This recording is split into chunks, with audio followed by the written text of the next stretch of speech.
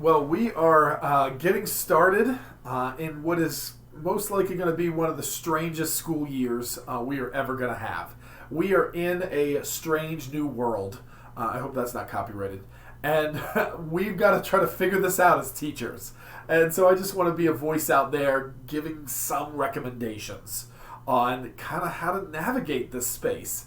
So I have 3 recommendations for those that are going to be doing in-person learning and 3 recommendations for those doing online learning.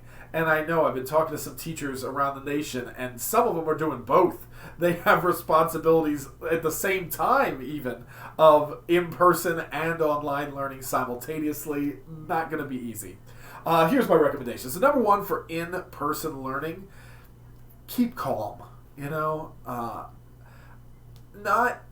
kids know what's going on. They realize that there's coronavirus. I have young kids. They get what's going on.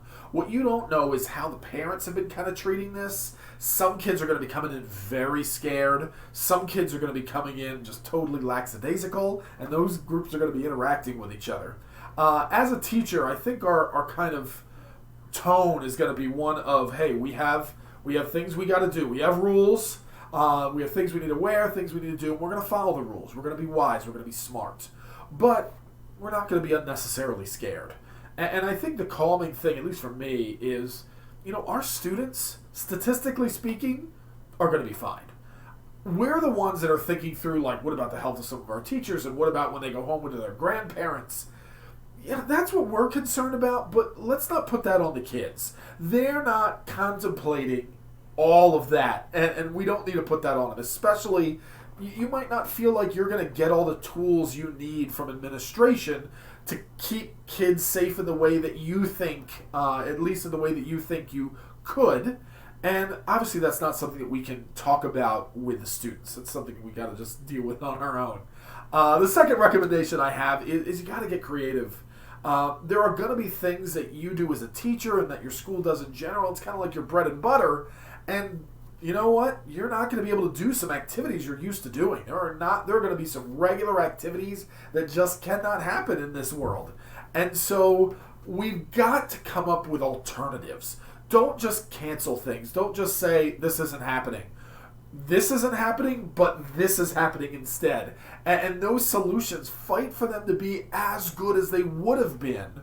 And it's not always going to happen, but it's what we're fighting for. We're going to get close. The other thing, and it's something I've been just trying to work on, and I don't have the full answer yet. Our culture here at the college is one of, we see somebody, we would hug them, and handshakes, and maybe even you grab the hand and kind of do that little over the back. And we really can't do that now. And so I'm trying to create, like, what are we going to be doing? Air high five, elbow to elbow, like hitting elbows hard. I'm trying to find that right little formula of something just fun, and it's kind of like part of my identity. It becomes part of our identity, and fighting for some little, fun, interactive things to kind of keep that personal connection with your students and your students with each other. And that's kind of my first point for those that are doing online teaching. Fight for student interaction. I'm not talking the interaction that you have with a student. I think you're going to do great with that. You're going to need to put even into your lesson plans opportunities for the students to speak to each other. Being at home can be very isolating, and we don't know what might be going on at home. And so they can feel extraordinarily alone. They need to talk to students their age. They need to feel like they can have some conversations with their friends. This can't be all learning. There needs to be the social interaction. And that kind of ties in point number 2. Have fun. Throughout the day, and obviously it kind of changes at what level you are, but at every level of teaching I've done from college and high school, I haven't taught elementary, but I think that might be the easiest place where we do that, where we have a lot of fun throughout the day. There's fun activities. And I know many of those fun activities are going to need to be invented when it comes to online teaching, but it's worth it. As you think throughout your day, include fun. I've said this before, fun equals trust. When they start having fun with you, they trust you. And so if you are helping to make sure they have friendships with each other and then you're making sure that they have some fun with you, I think it's really going to help their online learning. And lastly, my recommendations on the spiritual side of things. This is where I feel like is most in my wheelhouse. For online students, yeah, you might be like filming chapel or something like that. I'd recommend a step further than that. I think there's only so much you can really get from like watching church on TV, watching chapel on your screen. I highly recommend small groups. It's something that we implemented this year for my online students, and because now I have more online students than I normally would. I have some of my professors that are remote for various reasons, and they are now leading a virtual small group. So they log on. You can use Google Meets or whatever, Zoom or whatever you are comfortable with. I don't know what your learning management software is.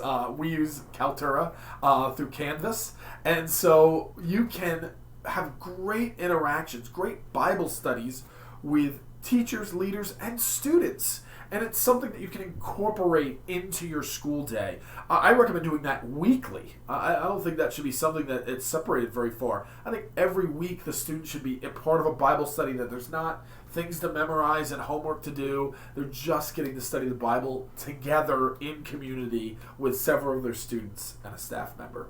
Hopefully I have some more recommendations for you as the year goes on, as I start figuring some things out here at the college. I'd love to hear from you some things that you guys are doing to navigate this space where you are teaching in some different ways than you ever have before. There are people praying for you. I'll be praying for you.